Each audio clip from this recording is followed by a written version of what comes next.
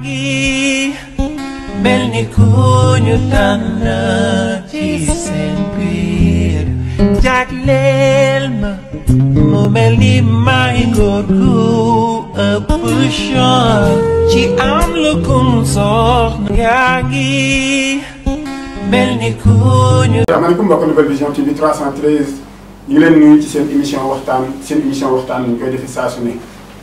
jamono jii gis ngeen xew-xewu réew mi ak actualité bi saa su ne nag ñuy bëgg lépp loo xamante ne mooy xew ci actualité bi ak jamono ji ñu ciy waxtaan ak yéen waxtaan bi nag jubluwuñ ci lu dul rek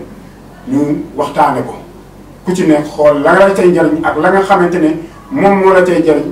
nga jël ko mu nekk loo xamante ne mooy sa yóbbal mbokk Nouvelle Vision TV 313 jamono jii dégg ngeen réew mi taxawaay bi nit ñu taxawee surtout nag parce que maa ngi dégg ñu maye fi benn manifestation ñenn ñi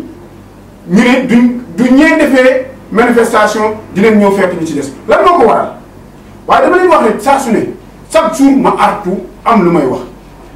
tey opposition may nañ leen bis bu ñu waroon a marche far ñu forme boobu bis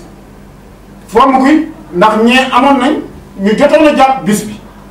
tey ñu may ko ñii ñu ne leen nag comme ñuy jàpp nañ bis ñu jox leen beneen bis tey waa kër Sonko yi loolu laa ko mën a tudde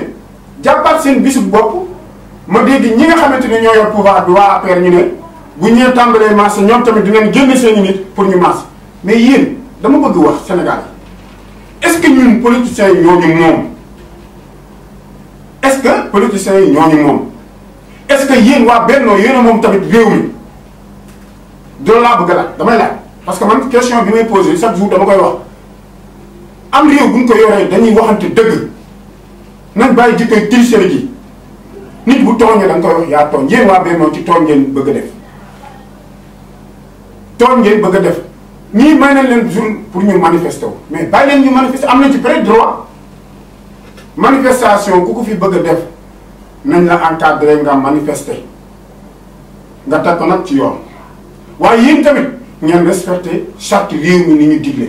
suñ leen nee manifestation bi lii leen may heure bii respecté leen heure bi fii ngeen war a yem respecté leen fi ngeen war a yem pour bu ëllëgee su ngeen demandé ñu jox leen droit pour ngeen dem def manifestation waaye da ngeen fi manifester bu ngeen génnee manifester ñun tamit ñu génn suñu neen manifester tegu leen ko fenn teguwul fenn ku ci ne am nga droit manifester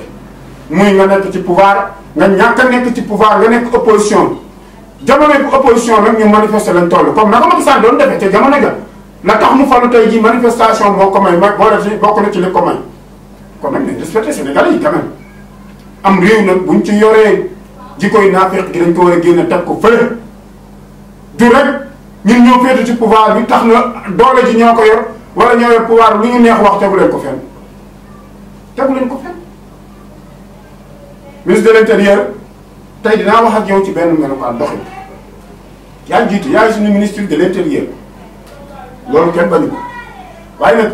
dama bëgg wax am réew sooy wax wala nga am loo bëgg a jëfe tolérel ñëpp xam nga tey ñeneen ñee dañoo annulé seeni liste waxoon naa ko ci émission bi maanaam fu ñu annulé liste Benno fi ñu annulé liste Yewwi dañ faa annulé war a annulé liste Benno d'accord loolu def nañ merci ci fee yi waaye nag